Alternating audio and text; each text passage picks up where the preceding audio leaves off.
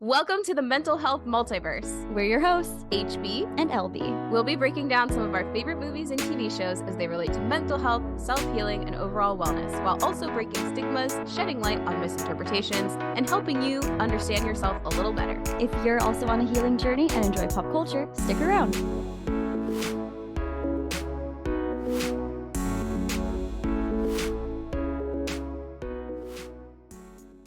Everyone, welcome back to another episode of MHM. This is LB speaking, and I am joined by my co-host HB. Whoop, whoop, whoop. And today we are talking about all of the Toy Stories, and by all I mean like 3.5. Yeah. There are too many, and apparently there's a fifth one coming out in 2026.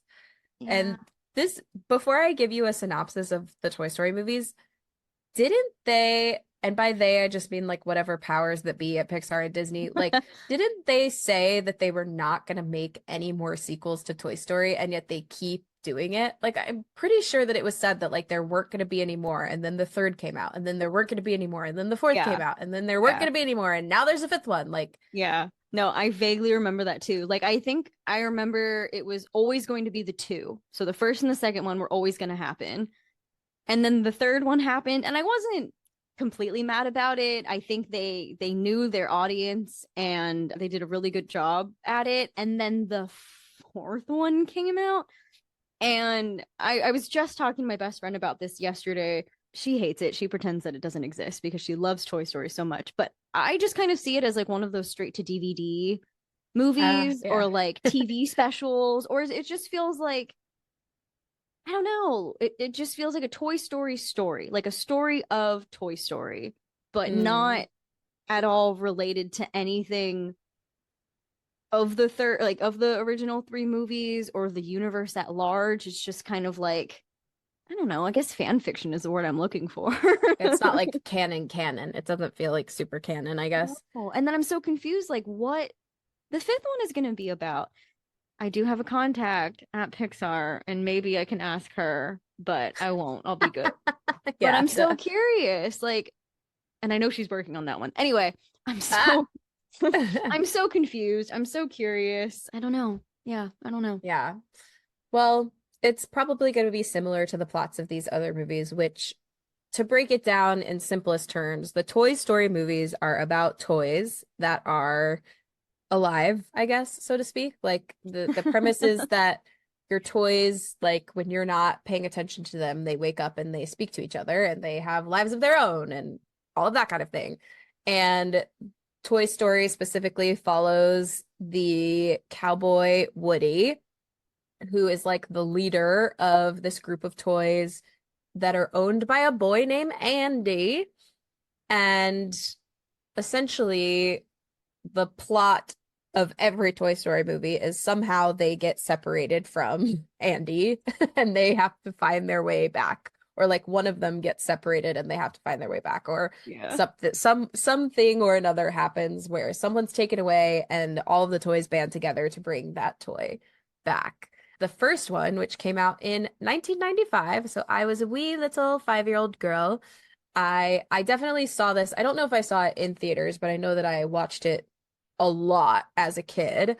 I love the first Toy Story movie. It's pretty iconic, I would say. And I think the animation was like ahead of its time as well. Like it's very well animated.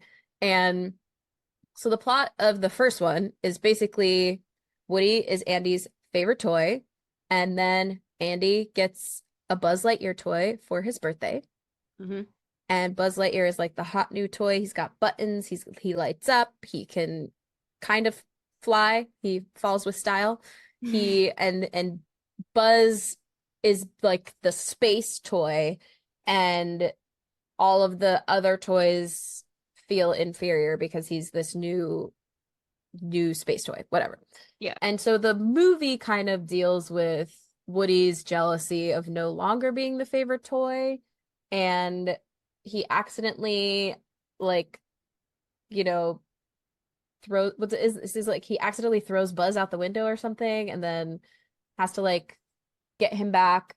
They end up at Sid's house. Sid is like this really problematic child. Yeah, child. like disturbed child that lives next door who destroys all of his toys and turns them into monsters and all of this kind of stuff. And Okay, but like and to be fair, I used to take my Barbie's limbs off. So like, but I would always put them back. I wasn't ever like trying to blow them up, and I wouldn't let my dog like tear them up or anything. But like my Barbies, specifically my Sailor Moon Barbies, would go into battle with other monsters and things like they do. So it was natural for them to lose some limbs. And I think I've mentioned this on the podcast before, but like I beat Sailor Venus up. Why? I don't know. I was like out to get her for some reason. Proceed. We're not here to talk about Sailor Moon or my childhood. but I mean, I think that's a very healthy way to like get out your anger or whatever, is to take it out on your Barbie doll. But I mean, as the Barbie movie showed, there are just some Barbies that were played with too hard. So, but Sid's goes a little more to the extreme where, yeah, he's strapping them to rockets and like trying to explode them. So that's fun. But throughout the journey, I guess Woody kind of realizes that, first of all, Buzz isn't that bad after all, and that they can have some sort of friendship and camaraderie. And then when he tries to come back and bring Buzz back to the other toys, they don't trust Woody because they feel like Woody tried to kill Buzz. And they're like, you're a murderer. And so it just kind of goes back and forth from there. And that kind of thing happens in every single movie. I feel like there's a moment in every movie where the toys like don't trust or believe Woody in some way, shape, or form. It's like, okay. Yeah. There's a lot of like whiplash back and forth, it feels. Yeah. So then at the end, basically everyone lives happily ever after back in Andy's house, and all the toys get back. And I am just thoroughly impressed by their ability to navigate the world as toys. Yeah, like in the fourth one, they understand how GPS works, and it's a whole, or like even in the third one when they're like, oh yeah, we're like, they go on the internet and they're like, we're here and the school is right around the corner. And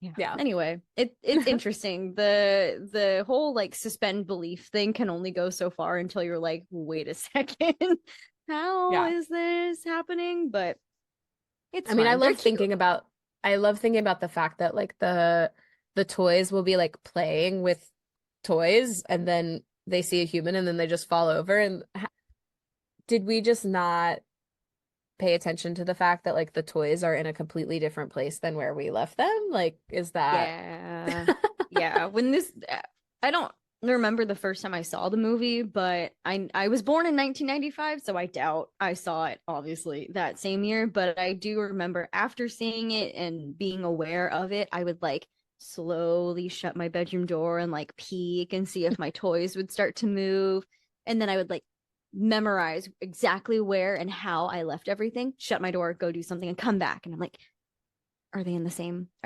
place? But I think adorable. Well, that, and then I don't know if adorable is the right word, because I actually got a lot of, I don't know if anxiety is the right word, but I have a fear of like inanimate things or dead things coming back to life.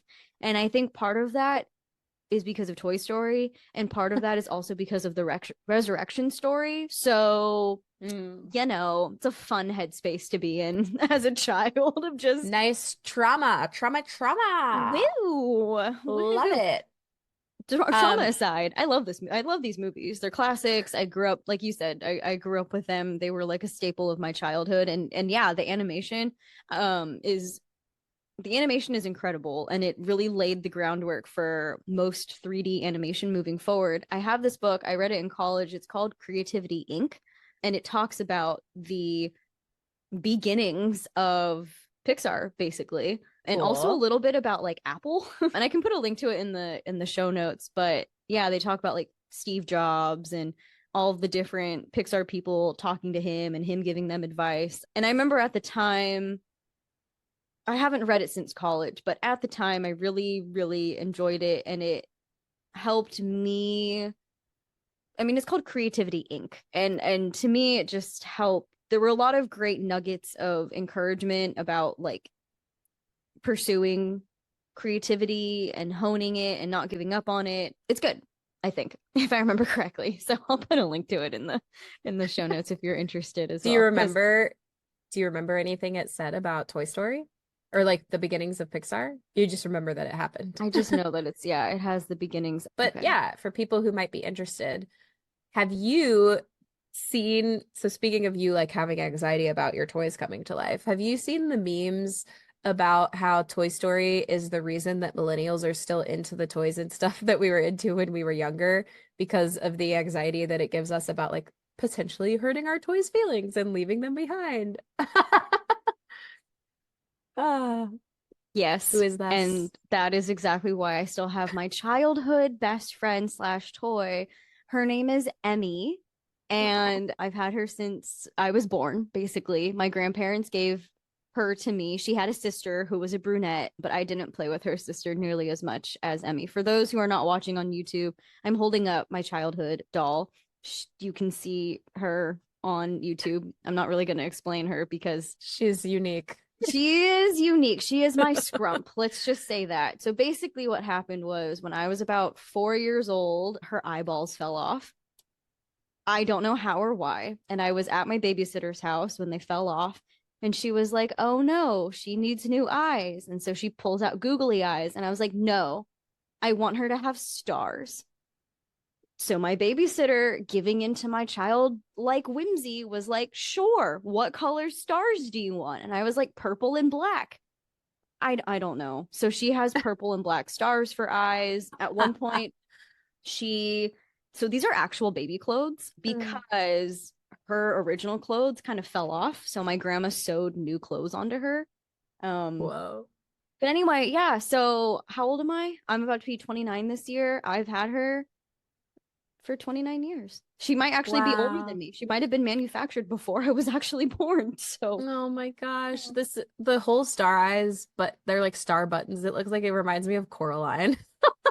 that's whenever I mention it or show someone a picture, they're like, you have a little Coraline. But yeah, they are. Here, I'll hold her face up to you. They are like Oh, that's so.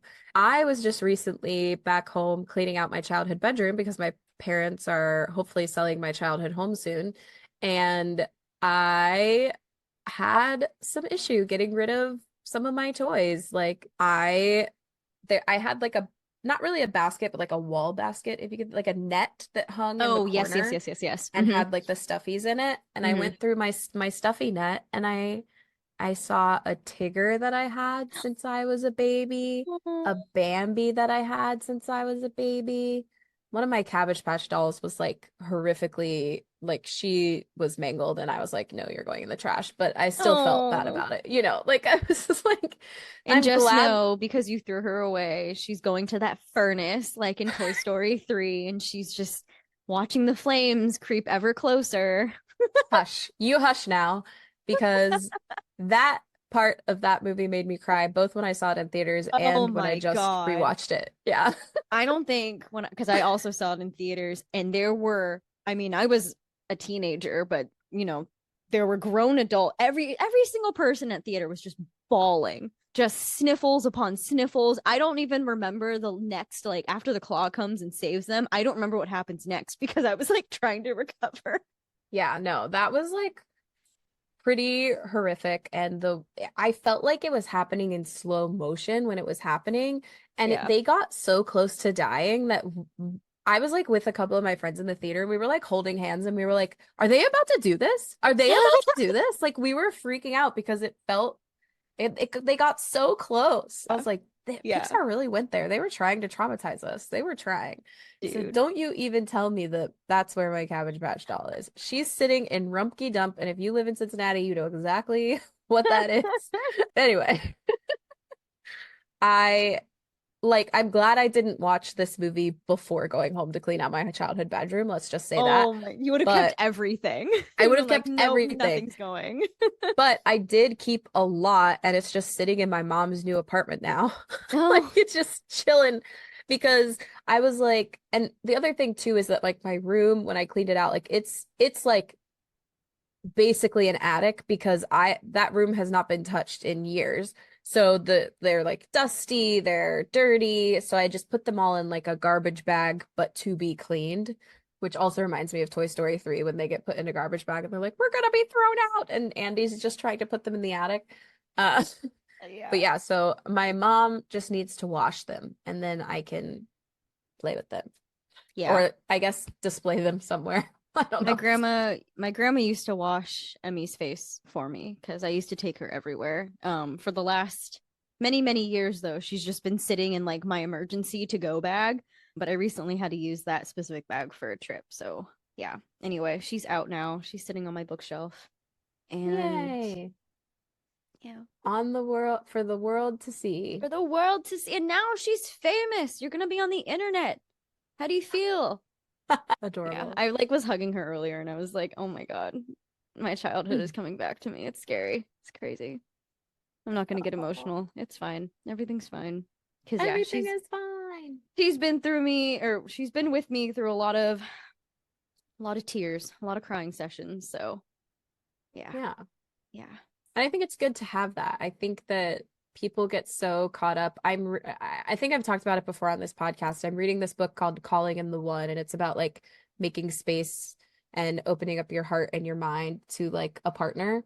And it's taken me a long time to read because it's kind of like it's got a lot of activities and it's very like it's something you have to what's the word? You have to implement as you go, basically. One of the things that they talk about that I could never do and did not agree with was like about getting rid of things like that, like childhood things, because they take up space, I guess. They take up space in your heart and your mind. And if you get rid of them, then there's more physical and mental space for like a partner. And I was like, that I don't agree with at all. Like, I'm gonna keep my stuffies. I sleep with a unicorn. I sleep with a baby unicorn pillow pet, a giant llama that my friend Ashley got me for my birthday one year that smells like strawberries. Also like lots of love. That's no, cool. she smells like cotton candy, but Lotso smells like strawberries. Lotso smells like strawberries, yeah. And then a baby Yoda. Like those are my stuffies. Like I sleep with them every night. And I think like if I had a partner, yes, I would take them out of the bed, but I'm not going to get rid of them before that happens. Like what? No. When Nate and I moved in together, we didn't get rid of any stuffies. You just kind of had to deal with it. And then I kind of got more over the course of our relationship. So, but like, you know, I think that's fine. And I don't think there's anything wrong with it. And I don't think it's childish. I don't think it is taking up space in your heart and your mind. Like, I really just think that it is a comfort. I think that it's a nice comfort to have. Yeah. And if you need it, you need it. And you don't need to get rid of it. Yeah, that's just a weird sentiment to me because it like sets this narrative that you like your love has limits or something, or like not limits, but what am I trying to say? That like your capacity to love is only goes so far. And I don't know. Yeah, that's just weird. It's just that is not very both and of that book. Let's just say that. I've loved most of the book, but that was one thing that I was like, I'm not getting rid of my stuffies.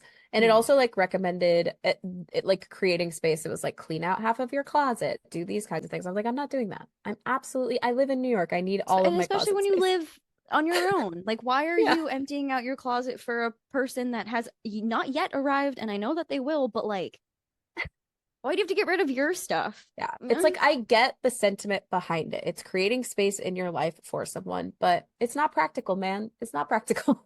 So, but also like, I guess the reason why to me I don't love that, and this is such a huge tangent from the topic of Toy Story, but the reason why I don't really love that is because it seems to reiterate the narrative that like you have to find your other half, and that like you are half of a person and they are a half, and together you become one whole. But that's not true because you are one whole person and the other person is one whole person, and you come together to create more, not to supplement each other or whatever. Like, just, yeah. But yeah, so that tangent aside, yes, it basically was like, get rid of all of your childhood things. And I was like, you can keep your comforts, keep them, because you don't have that person yet. You need some comfort, I think, you know? Yeah. And like, not that I'm ever planning to have children, but if I do, I would like to pass those things on to them. First of all, toys are expensive. So if I could recycle my stuffies to a potential child, I will, like Yeah. it doesn't anyway. But speaking of that, actually, I did have a question about this movie. Do you think Bo Peep, the Bo Peep lamp, was actually Andy's mom? Because the lamp starts off in Andy's room. And I always thought that was kind of weird. I don't want to say weird as if like boys can't have Bo Peep lamps, but that's like the only, it's just like a stark contrast to everything else in his room. So that question, and then also, what happened to Andy's dad? And what if Woody, because he's an older toy, right? He's a collectible. What if Woody was Andy's dad? And whatever happened to Andy's dad, Woody got passed on to Andy, and now Woody is extra protective of Andy because the dad is no longer in the picture. Hmm? I think those are both fascinating headcanons. I think what we see in Toy Story 2 would probably like help that make more sense because Woody is apparently like an old vintage toy that people want to get their hands on. Yeah. I found that confusing personally watching it this time around because like when you're a kid, you don't care about facts. You're just like, yes, I believe what's happening, right? Yeah. But like this time around, I was like, wait, if Woody is like a vintage toy, where did he come from? Like, why does Andy have him? You Right. know? I do think it's interesting that it is never explained where Andy's dad is, why he's not in the picture. I love that he's being raised by a single mom, like go off queen. Yeah. But like we don't know anything about his dad or if Woody belonged to his dad. It would make sense, I guess. And with the Bo Peep thing, I understand what you're trying to say because like we don't want to gender toys, right? Like Bo Peep, because it is a toy that seems like it's for a girl, doesn't mean that it has to have been for a girl. Yeah. The little boy I babysit, first of all, little LB rated all of these movies a 5 out of 5. He's Oh my obsessed. goodness. He loves Okay. all of them. But he grew up, he had a baby, her name was Sheila. He had a baby named Sheila and he took her everywhere. That's cute. Everywhere. I love that. And it was his little baby and he had a little stroller for her. And I loved how protective he was of Sheila. He slept with her every night up until very recently. And if he knew I was telling the world this, he would be so embarrassed. And so like, you know, he had a baby doll, but I guess now he's 8 and no longer, I think Sheila's still in the picture. I'm gonna go back and look in his room when I'm there tomorrow and be like, where's Sheila? Where's Sheila at? I'm pretty sure Sheila is still in the picture. I just don't think he sleeps with her every night. But anyway, all of that to say, I have no idea where Bo Peep came from. I think these are both great headcanons for where these toys may have come from, and it also might be why they're so important. But then what happened to Bo Peep in Toy Story 3 if she's like his mom's special toy? Like, why is she the one who got sold? You know, I guess Toy Story 4 starts off with her being given away, basically. But I guess there is a little short. It's called Lamp Life, and it actually talks about the events that happened to her between Toy Story 2 and 3. Interesting. Okay. I didn't have time to watch it today, but I saw it right before or right after I finished watching Toy Story 4, and I was like, oh, interesting. So I'll have to watch that. I also didn't realize she was a lamp. Me neither. Yeah. I did not know that. Anyway, I guess we should probably talk about the themes that we found in this movie. I thought it was really interesting that we had talked a lot about like insecurity and jealousy and friendship in like when we talked about Luca and Wreck-It Ralph, and now we're kind of talking about like the first Pixar movie about this. Yeah. And also it was kind of surreal watching all of these back to back to back because like wow, the animation has come so far. Yeah. Well, see, I didn't watch the first one for the purposes of this podcast because my most recent, I watched it very recently because the group here in New York called A Drinking Game NYC just recently performed it. And what they do is they it's basically like a live reenactment of a cult classic. So they did Toy Story, but everyone is getting drunk while they're performing it. So it was Interesting. very fun. And the actors were all incredible. And the guy playing Woody in particular just really embodied Woody. And I thought he did a really good job. So I was like, I don't think I need to rewatch the first one. I just saw it basically, even though all the actors were drunk. So funny. So That's so funny. My only note then about the first one that you didn't get to see because you didn't watch the animated movie is that the eyes blink only one at a time because at the time their animation software, whatever they were using, couldn't get them to blink at the same time. It kept breaking. So they blink one eyeball at a time. And I think they do it in the second movie too. And it's not until the third where they're actually blinking both eyes at the same time. That's really creepy. It's super creepy. Yeah. Yeah. Interesting. Huh. I didn't notice that when I watched the second one. It's so subtle. Like I was looking for it this time, and there are a couple moments where it's really obvious, and then there are a couple where it's like happening so fast you can't really tell. Because it's like one right after the other, like boom, Yeah. boom. Yeah. Okay. It's like Yeah. Anyway. So fascinating. Yeah, so the animation has come a long way. I thought that even just watching the second one, but like while I was watching the second one, I was still thinking like for 1999, this looks incredible. Anyway, what you were saying was like about how this is the first one and it is about jealousy. And we've been talking about it, but this is like the movie where it started, right? Like where Disney / Pixar was like, okay, we're going to talk about jealousy. And, I think, and this was me watching the drunken reenactment, so you can tell me about your opinion, but I kind of like hated Woody a little bit. Like, and I don't think I ever felt that way as a kid. You know what I'm saying?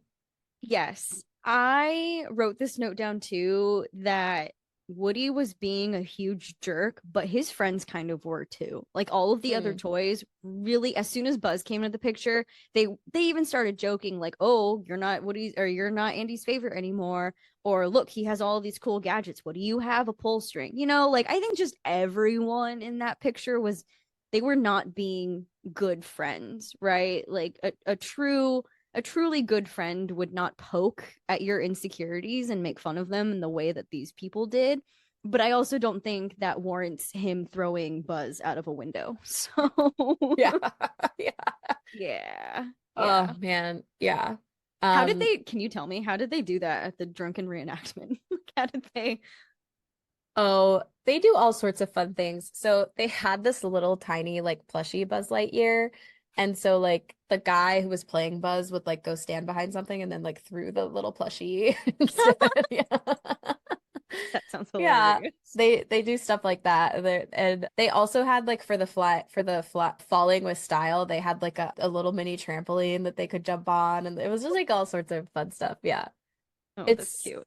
Those shows are very fun. I'll put a link in the show notes to what it is, but it's obviously they only do one a month, and once it's done, it's done. So it's not like you can go watch the Toy Story one. But Lindley, who has been a guest on the podcast before, has been in performances of A Drinking Game before. She played Sally in Nightmare Before Christmas. She's played multiple of the Sanderson sisters in Hocus Pocus. She's done it a lot. And then I'm also in their ensemble of actors. I just haven't performed. I haven't been cast in anything yet. So yet we're manifesting it. We're manifesting it. But yeah, they do. It's very fun to watch. But something that stuck out in it to me, like while I was watching it, I was like, man, I wish I could take notes for MHM. Great. But I did. You're right. The other toys were kind of being jerks too. And I also think that like for some reason it gets so conflated with Woody, and I can relate to this too, I guess, but like the idea of there's not room for all of us comes up a lot.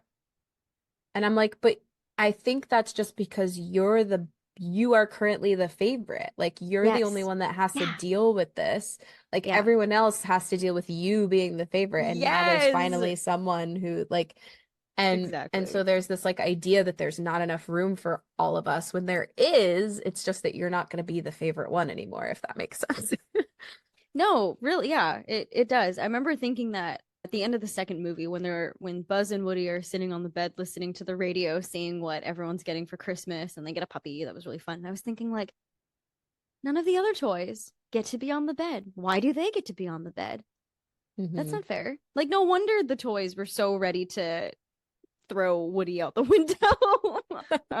Yeah, that whole system. I mean, it gets better in the third, I guess, after they meet Lotso and they realize how like having such a hierarchy of toys is not healthy or anything, and so they fix that. Ken and Barbie fix that at the daycare or the preschool or whatever. So they learn. Everyone learns. But yeah, I thought it was really interesting how Buzz comes off very like arrogant, but I don't even know if arrogant is the right word. I think he's just kind of delusional.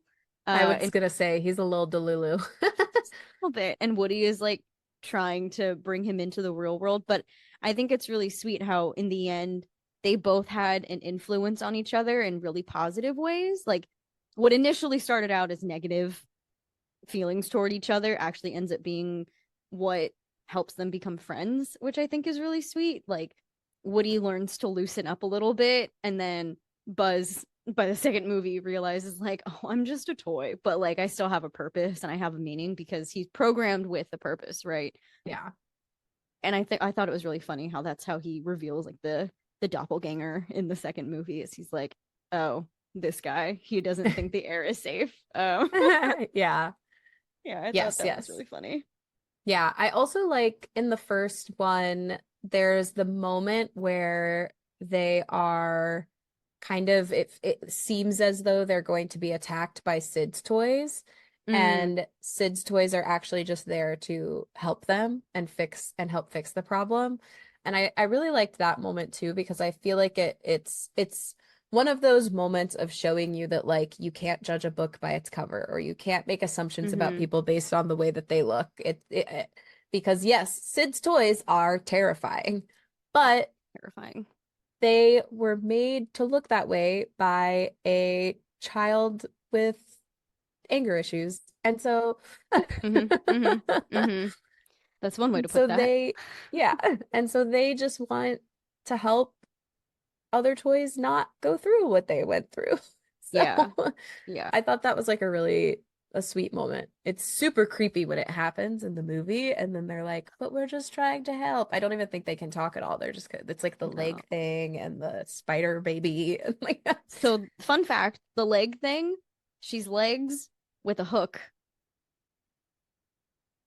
She's a hooker. Oh. I see. I learned that in my early 20s, and I was like, wow, there were actually a lot of things in all of these movies where I'm like, this was in a children's. Excuse. Oh my gosh. Did you see my note where I'm like, not Buzz like literally getting a boner when Jessie does she goes on the like loop-de-loop to open the door. So this is what happens. He's standing on the bed like watching her, and she like basically does the falling with style thing where she like goes on a loop-de-loop to close the door, open the door, or do something. Yeah. And when he watches her do it, his wings pop up like boing. I was like, no. I was like, not them giving Buzz a boner. Oh my God, no. Well, so then in the third movie, there's a part where it's when they're having the garage sale and the penguin the squeaker gets taken to be put out there, and Woody calls Buster to take him downstairs, and maybe that's the second one. That's the second one. Anyway, yeah. But Rex, the little dinosaur, he's like, no, Woody, don't do it. We love you, because he thinks Woody's trying to leave. Yes. Also, all of the jokes about Woody's name, like when he introduces himself to the unicorn, I think, in the third movie, and or like the doll or something, they're like, Woody, that's what you're going with? Okay. That's what you're going with? Yeah. Yeah. I thought that was so funny. And then, of course, all of like the things between him and Bo Peep, very not subtle. Yeah.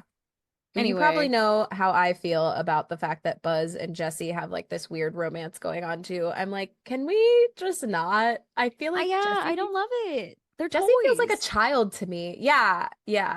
toys.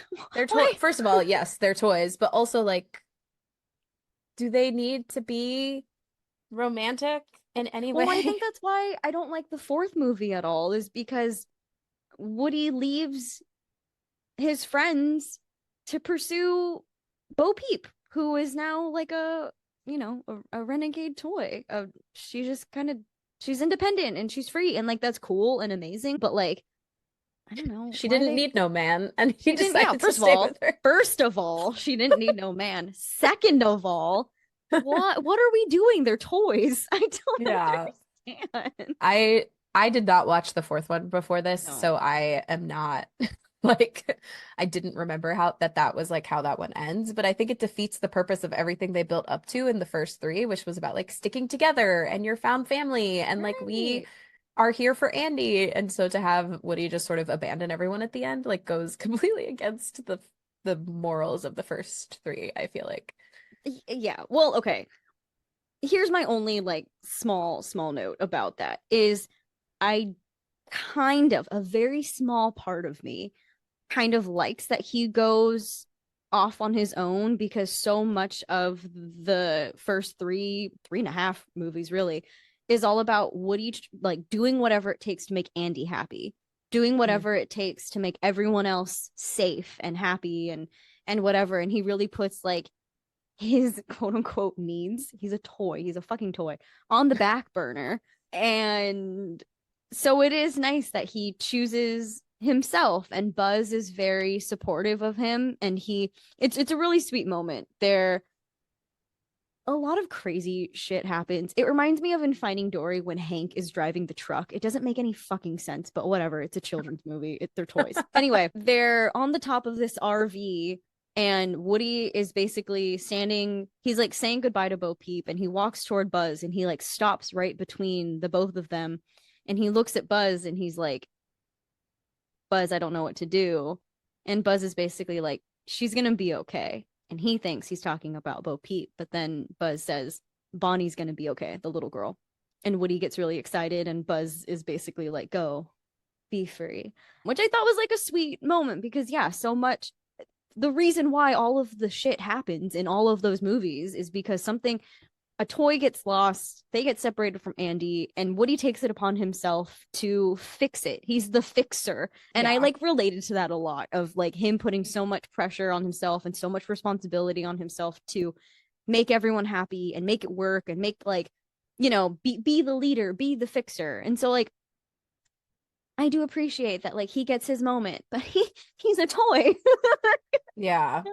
I feel like they really lost that thread by the fourth movie. Like Mm. at the end when Andy's saying goodbye to his toys, it was so sweet and like just punches you right in the heart, right in the childhood, and right in the nostalgia. And like that was great and amazing because it wasn't necessarily about Woody's feelings. It was always about Andy, and it's always been about Andy. I mean, yes, a little bit about Woody's feelings about, being insecure about Buzz, but then coming to realize that like Buzz makes Woody happy, or Buzz makes Andy happy.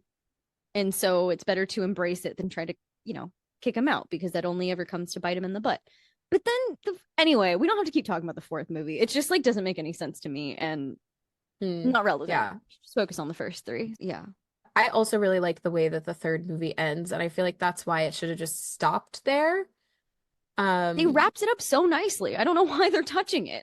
Just don't yeah, understand. I really, really loved that they got to be played with one last time by Andy It makes me before just he left sob. them with the new girl. I mean, like, I also love that Woody's the one who wrote the note and was like, go take them to this address. The little girl will Yeah. love them. And she did. And it was like this big surprise that Woody was also in the box. And Andy had to kind of like come to terms with like separating himself from Woody.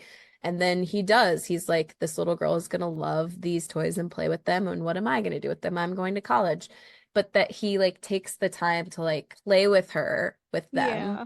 Yeah. And like the whole and like the beginning of the movie is they have been in this toy box for Lord only knows how long, and they take drastic measures to try to get him to play with them again. Like they steal his cell phone and call it, and he has to like dig into the toy box and try to find it, and he just gets his phone out and just like closes the toy box again, and they're like, well, tried, you know. They were just so desperate to be played with by him at least like one last time, and they got that. They got that moment in the end, and I just felt like it was a beautiful passing of the torch on to the next child, and that could have been the end That of could it. have been the end. Well, also there are like all of these shorts where they're at Bonnie's house and Bonnie's playing with them, and those are cute and those are fine, but we didn't need a whole freaking movie. And also because the fourth movie isn't really about her even playing with them. It's about Woody once again getting cast aside and having to grapple with these things. Like there's a whole scene when he's talking to Buzz about his inner voice, and Buzz thinks he means like his pulley string, and I'm like, oh, okay, so now Woody's a human. Like, oh, anyway, I will say I think a lot of Toy Story 3 has a message about like outgrowing things and growing up, and that outgrowing things that you loved when you were younger is not a bad thing, and that like it's normal and it's okay. And I think, you know, right before we started recording, we were talking about how the things that we used to like hold on to so tightly and were part of our identity, we've like been able to kind of separate ourselves from it. And that's not to say we don't love it as much anymore, but it's no longer like Who we are. Yeah, it's no longer who we are, and that's okay. That's just part of growing up. But unlike what your book is, what the book you were talking about, unlike what that book says, I don't think you have to necessarily get rid of the things if you don't want to. But also, if you feel like that's where you are at this point in your life, that's okay too. There's no necessarily right or wrong way to grow up, in my opinion. I just saw this post on Instagram that was like things I do in my 30s that are considered quote unquote not normal. And one of them is like living with her parents and like watching animated or children's movies. And I'm like, yeah, that's fine. Why is anyone saying that that's not quote unquote normal? What even is normal for adulthood anymore? Like, yeah. On that same note, I will say I love that we live in a day and age where we can be more vocal about our passions and interests. I think when we were kids, even though you're a little bit older than I am, there was still that like stigma that if you were super passionate about something, you were weird and nerdy. And I think that's actually, you know, one of the main reasons why we do the things that we do with our online platforms. But I love now that, and maybe it's because of social media, I don't know, I have mixed feelings about social media, but I love that it's not weird anymore to be like a Star Wars fan. It's not weird anymore to be really passionate about really anything, apparently, unless you're a Swiftie, but whatever, we don't have to get into that. That's a whole other thing. um all of that to say, I think it's really sweet that we get to be so expressive with our identity now, and that childlike things like talking about animated movies and analyzing them from this perspective isn't necessarily like weird. I don't know. Yeah, and I also think it's okay, like to go back to what you were saying a little earlier, is like if you do feel like you've outgrown something, it is okay to like when something's no longer serving you, it's no longer serving you. And you don't have to be afraid to let it go too. Because I think some people can go in the drastic other direction where it's like you don't let go of anything. And I think that can be, you know, like it's definitely like there are two extremes. And there's like, you know, the book that I'm reading that's like get rid of all of your things. And then there's like people kind of like me who hold on to literally everything. Or like when I was cleaning out my childhood bedroom, I was like, why is all of this stuff still here? I am 34 years old. Like, you know, and here's one thing that I grabbed that I can show. I got this, like, I forgot that I had this, but it's like one of these original, like, unicorn, like, statue things. I don't even remember where I got it or anything, but I was like, I want to keep that. And so I brought it. It's sitting right here on my desk. Like, and it's like, do I need it? No. Do I want it? Yes. But like, if there are things in your life that are no longer serving you or don't really serve a purpose for you or don't mean anything to you, don't be afraid to get rid of them or donate them or throw them away like I did to my Cabbage Patch doll. But yeah, no, probably donate first if you can. unless it's like your Cabbage Patch doll and it's just like mutilated beyond mangled. repair. Yeah, she was not in She was the busted. Right. She was busted, yeah.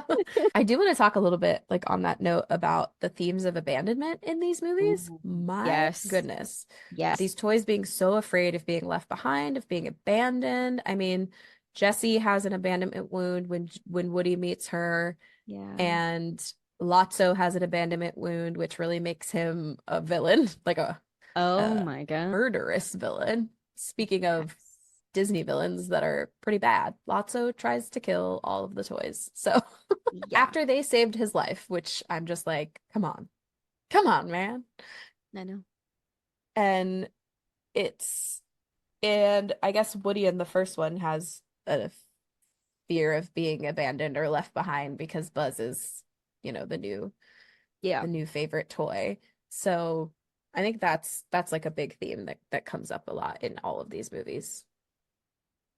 Yeah, no, Jesse's whole montage about being forgotten and then being put in a box and left on the side of the road was just like, well, I guess she gets donated, but still, I was like, oh my God, that's so sad. And then because my brain does this sometimes, it made me even sadder thinking about how people do that to like living animals, like dogs and cats and like the amount of times. So for people who don't know, I currently work in the pet food industry and I used to work at a pet food retailer. We didn't have any live animals. But, when I would be ringing people up, I'd ask them, so how did you get your pet? And most of the time they're like, oh, I rescued them. Yeah, they were just found on the side of the road and blah, blah, blah. And I'm like, what?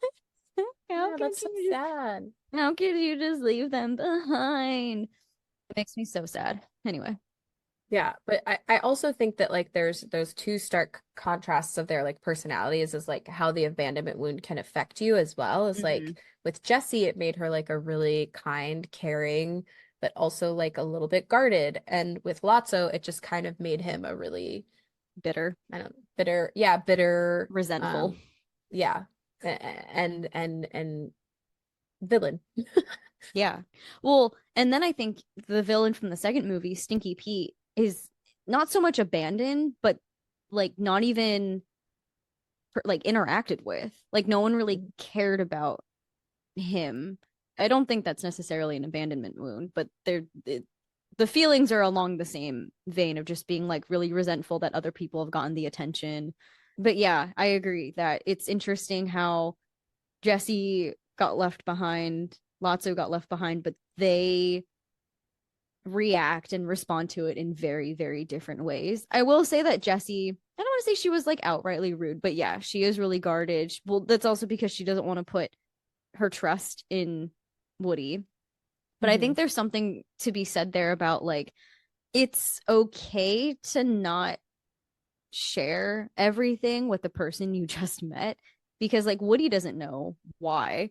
And it takes her a really long time in toy moments, years time, but it takes her a while before she opens up about why she's so upset with Woody that he wants to go back to Andy. And it's not even so much that like he had and he has a kid, but it's also that the kid, loves him and plays with him and things like that. And if Woody leaves, then Jessie goes back into a box for who knows how long. Her poor claustrophobia also comes up in the fourth movie, and I'm like, oh my God, this poor toy has trauma. Anyway, so it's okay to not share everything with everyone. I think while it's important to be authentic and open and honest, there's also like, I guess what I'm trying to say is kind of like a time and a place. Like you don't want to trauma dump on someone, but also if it's important for you to share because of how it might impact your relationship and how you both show up in that relationship, it's okay to share. And I think it's also okay to not know everything about a potential friend or a current friend, I think one of the things I love about one of my current friends is that I'm constantly learning new things about her. And I don't ever take it as like, oh my gosh, you've been hiding this from me. I take it as like, wow, you have had such a past and I'm loving it. And I love learning more about you. That's kind of what I thought about when I was looking at Jesse and Woody's relationship is how they kind of started off. I don't want to say, I guess wary is the right word. Jesse at first is like really excited, but then after she finds out that Woody is trying to leave, then she gets really guarded. I think it's also funny that Woody finds all of his like best friends not in the same way, but they start off as kind of, it's like an enemies to lovers kind of a thing. Like at first they don't like each other and then they become like best friends. And I Yeah. get that. I've been there. I've had a couple of friendships like that. And if anything, it almost makes the friendship stronger. I don't know.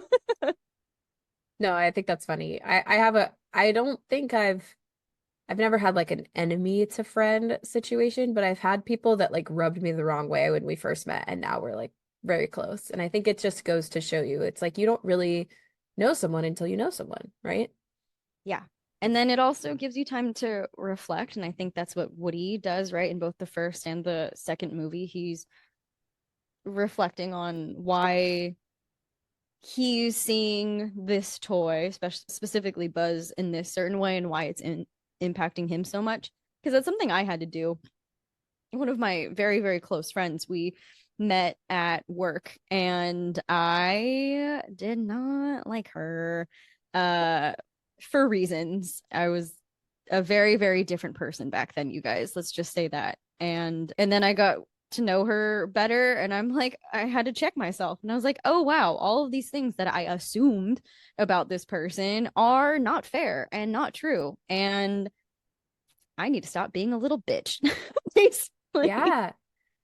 Yeah. I mean, like we've talked about this before too. I talked about it when I was talking about Tinkerbell and probably maybe in the Wreck-It Ralph episode. I don't remember, but like when you are feeling that intense sort of jealousy, or it doesn't even have to really be jealousy, it could just be like a dislike. Like, what is that reflecting back to you about yourself?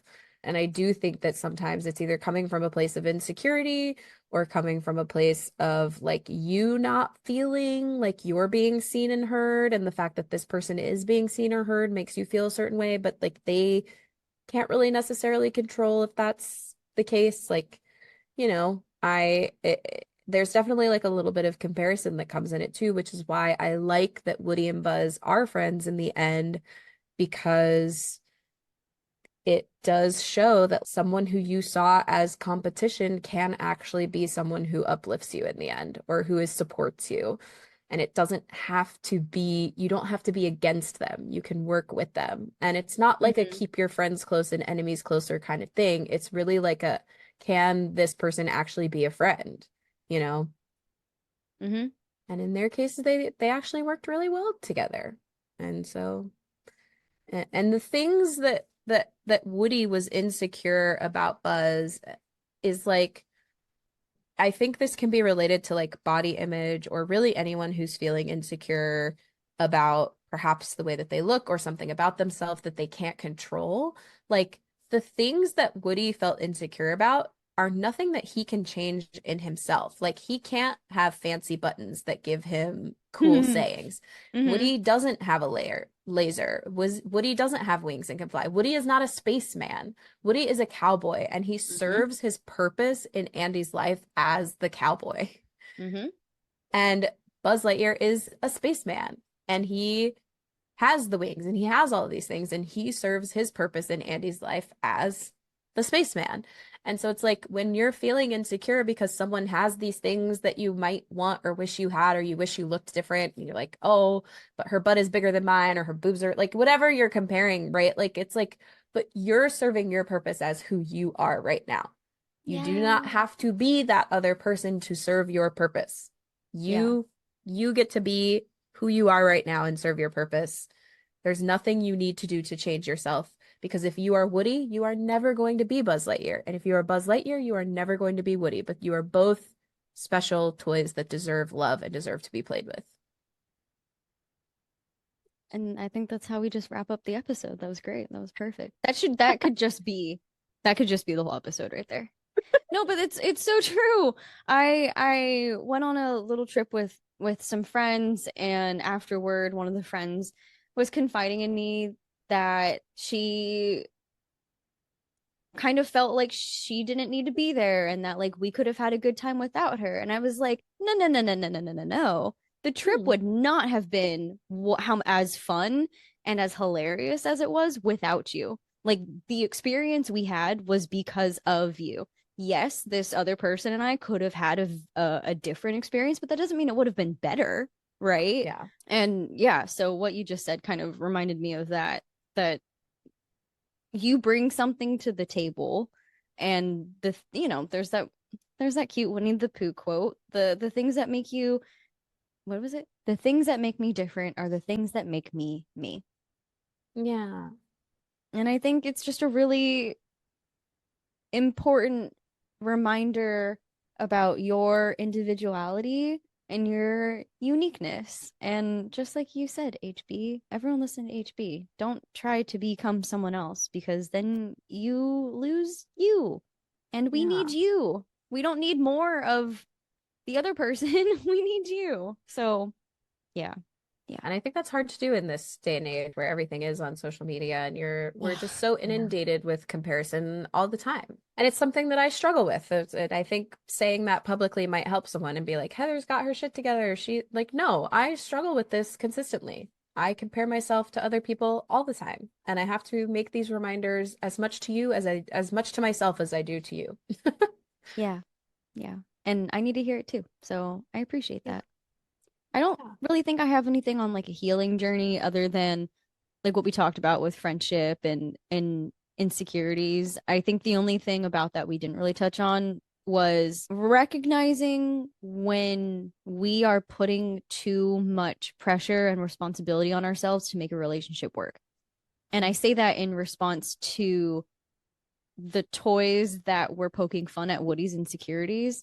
Like if it were so easy for Woody to get replaced and kind of cast aside, the hierarchy of their whole situation being, thrown out the window and not taken into consideration, then maybe they weren't really his friends. Like if you can be so easily replaced, then maybe they weren't really your true friends to begin with. And that's sometimes a really hard and difficult pill to swallow, and a truth to come to terms with, because it sucks. It sucks to, and I had to deal with this. And I think that's something a lot of people in their 20s, even in their 30s, even at any point in their life have to deal with, of recognizing that the people you thought were very close friends were not actually the people you thought they were or were going to be.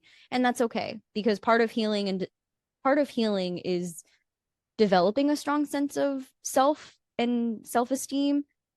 And a big part of that is trusting that whatever happens and whoever comes along, it doesn't dictate your worth, and it doesn't necessarily change who you are as a person.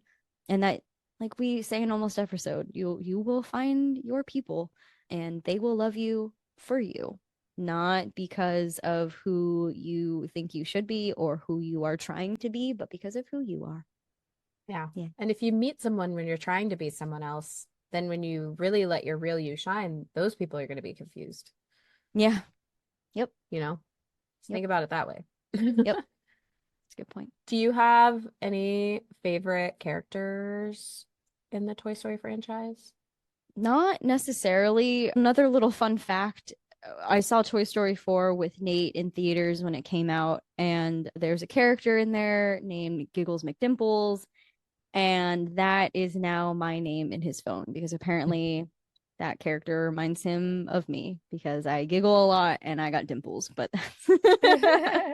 so not necessarily a favorite character, but I have been nicknamed after that character. Oh my gosh, you saying that reminded me that oh my gosh, what are their names? The chick and the bunny are in Toy Story 4. I forgot about them. Yeah. The Key and Peele are in Toy Story 4. They are very funny. It's pretty funny. A little cheesy, and they're a little chaotic, but we love it. Yeah. I would say that my favorite Toy Story characters are the little green aliens. You will save their lives. We are eternally grateful. Yeah. When I was thinking, like, I haven't seen the second movie in years, like probably since I was a child. And while I was watching it, I was like, I don't remember any of this. And then as soon as that part happens where they keep saying that, I was like, oh yeah, I remember this, and it's because they say it like 100 times. They don't stop saying it. It's so funny. Yeah, they're really cute. And Mhm. then in Toy Story 3, they're like, the claw. It's all come full circle. Yes, they save everyone. I also love that Mr. and Mrs. Potato Head adopt them as their children Oh simply my because they won't God. leave them alone. I think this Yeah. is so cute. Yeah. Um, It's so cute. but yeah, I I wrote also down. like, I don't think that his friends are that great friends because they never believe him when when he says things. They're like, that's not true. It's like, Yeah, I okay. have mixed feelings about the whole theme of friendship and family when it comes to these people. Like between Buzz and Woody, I'm like, yeah, friendship, woo. But then with all the other toys, I'm like, I don't know.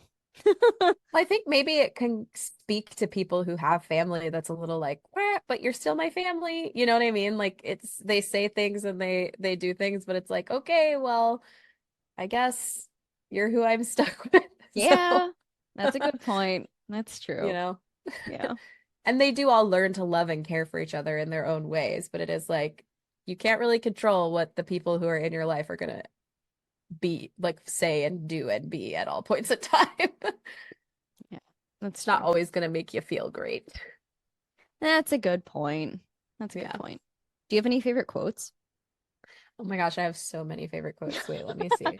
Mine are just like silly. Like I don't have any, I don't think I have any that like really stuck out to me as like, oh man, this is a great like learning. I've learned from this quote. It stuck out to me. Mm, It really means something. But I do love Bo Peep's quote at the very beginning of the second movie mhm. when Andy is getting ready to go to cowboy camp with, not Andy, when Woody is getting ready to go to cowboy camp with Andy and he can't find his hat. And Bo Peep comes up to him and says, "The boy who wrote that on your foot would take you to camp with or without your hat." And I just think it was like speaking to unconditional love and all that kind of stuff. I thought it was Mhm. a super sweet quote. I have other quotes that are just like kind of sad. Like when Woody, so okay, so like Woody, because I think of his abandonment wound from the first movie, in the second movie, when the toys come to save him, he decides that he wants to stay with Jesse and Stinky Pete, and he goes, "I can't abandon these guys. They need me to get in the museum. Without me, they'll go back into storage forever. I don't have a choice. This is my only chance." And I'm like, damn, Woody, okay. That's not Mhm. true. Like, and then, okay, my actual favorite quote is from Barbie, the tourist guide Barbie. First of all, I remember seeing Toy Story 2 in theaters. I don't remember anything else about it except for the "You've saved our Little lives, we're green eternally guys. grateful." Yeah. And at the end of the movie, when during the credits, Barbie's going, "Bye-bye now, bye-bye, bye-bye now." And I remember that so vividly. I was 9 years old seeing that in theaters. But Yeah. at the end, she goes, "I can't keep smiling like this. I think I need a break. I'm so exhausted." Like, I just Yeah, think yeah. it's so funny. I had completely forgot that she says that. And then I also completely forgot about her relationship with Ken in the third movie and all of that. I forgot about it all. So I have a lot more quotes, but I'm not gonna go through. I mean, the very last quote that Andy says at the end of the third movie, "You got to promise to take care of these guys. They mean a lot to me." I think that one's also really good. Yeah. Yeah, Yeah. If you want to see all of Heather's quotes, join our Patreon.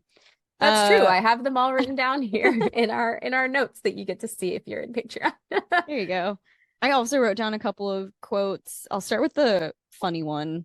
It's when they're trying to find Woody in the second movie and they've traveled so far and everyone's like, "Wait, slow down." And Buzz is like, "Who's behind?" And Slinky goes, "Mine." And it's his butt coming into Yeah, frame. It's yeah. so funny. Oh, that was class. That's like peak humor. I love it. There are a couple of like really good one-liners and zingers and things like that. But for me, I did find a quote that got me all existential. And it is when Woody then decides, "LOL, no, JK, I'm actually going to go with my friends." And he tells Stinky Pete, "I can't stop Andy from growing up, but I wouldn't miss it for the world." And I Mm, think that's such a good line on like the time is going to pass anyway. And but now you get to decide and you get a choice in how you want what you want to do as that time is passing. Yeah. And I really liked that line. Like, it's gonna happen anyway, so you can either buckle up and enjoy the ride or try to avoid it, but then you might miss out on some cool stuff. So yeah. I but also really like the quote. I don't remember when this happens. It's in the third movie. Mhm. But Buzz at some point speaks into his little thing and goes, "Our mission with Andy is complete." And then like, oh, I know what it is. It's when Buzz is trying to get them to like stay, I guess, and he says, "Our mission with Andy is complete." Oh, I don't yeah. love that like that's what he said, but I do like the sort of idea of like because the way his brain works is like in missions, and he's like, "Well, we've done our job with Andy. Like we did it. We're done. Our mission is complete." I thought that was like a very interesting quote. Yeah. No, it's cute. In the fourth movie, when Woody's talking about his inner voice and Buzz thinks it's his pull string, when he's trying to like think of what Woody would do, and he's like, what would my inner voice say? He just keeps pushing his buttons and he says things. And then there's one point where they're about to get caught, or he's like moving, and a human is walking up. And everyone's like, what are you doing? And he's like, I'm thinking. And he's just like pushing his button because he doesn't actually have the inner thought up here. It's all in his programming. That was really cute. That is really cute. I guess my only note, and this is like super not even relevant to anything we've been talking about, but in the first movie, when they're at the gas station, Easter egg and that Dynaco comes up in Cars. That's the brand of sponsor, whatever. Anyway, the gas price is only $1.20. I know. I saw that and I was like, this is if you couldn't tell this was a 90s movie. When was the last time we saw gas for under $3? Oh my gosh. Wow. I know. Throwback. Wild. Dang. That is wild. Anyway, that's my last note. It was fun this time being able to pause and look at all the things in the background and look for Easter eggs and things like that, because there are so many, and it's cool seeing that this was like the first movie and then seeing all of the Easter eggs that have followed. So yeah, it's pretty cool. That is very cool. I am not as up to Easter egg finding. I got you. Yeah. It's what I do.